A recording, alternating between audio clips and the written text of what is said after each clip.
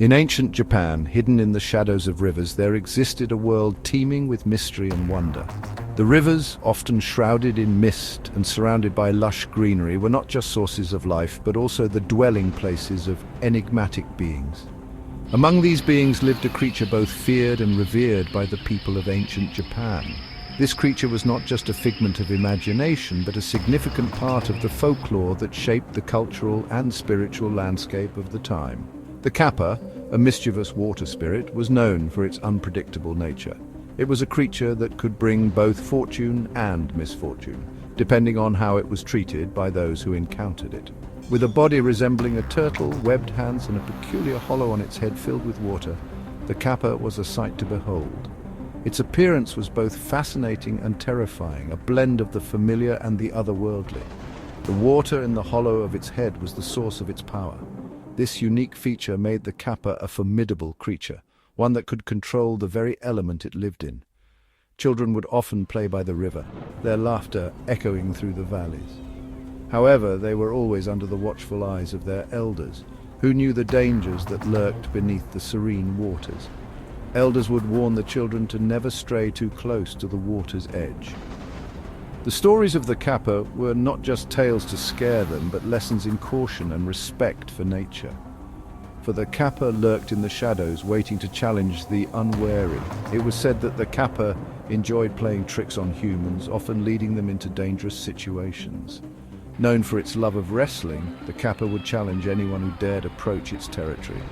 Wrestling was not just a sport for the kapa, but a way to assert its dominance and test the strength of its opponents. The kapa would challenge anyone who dared approach, often using its cunning and strength to overpower its opponents. Those who accepted the challenge had to be prepared for a fierce battle.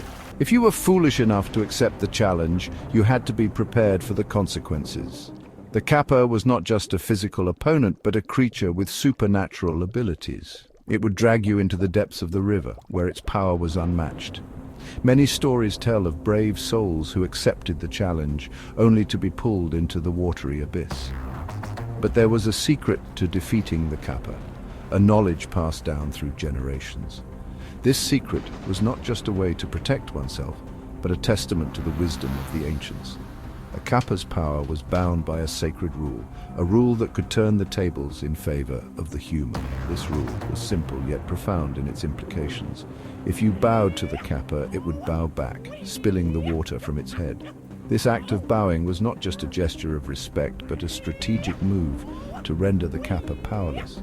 The water spilling from its head would strip the kapa of its power, making it vulnerable. This knowledge was a powerful tool for those who knew how to use it. Without this water, the kapa was powerless, unable to pose any threat. This vulnerability was a reminder that even the most formidable creatures had their weaknesses. And so villagers would offer a humble gift, cucumbers, the kapa's favorite treat. This offering was a way to appease the kapa and ensure their safety. The cucumbers were not just a gift, but a symbol of the villagers' respect and understanding of the kapa. By offering cucumbers, they acknowledged the kapa's presence and sought to live in harmony with it. The kapa, once defeated or appeased, would retreat, leaving the village in peace. This peace was often temporary, as the kapa would return, but the villagers were always prepared. The village would enjoy a period of calm, a time to reflect on the lessons learned and the importance of respecting the natural world. This cycle of challenge and peace was a part of life, a reminder of the delicate balance between humans and nature. And so the myth of the kapa lives on, passed down through generations. These stories are not just tales of the past, but living traditions that continue to shape the cultural identity of Japan. The myth of the kapa is a reminder of nature's mysteries and the importance of respect in the face of the unknown. It teaches us to approach the world with humility and reverence.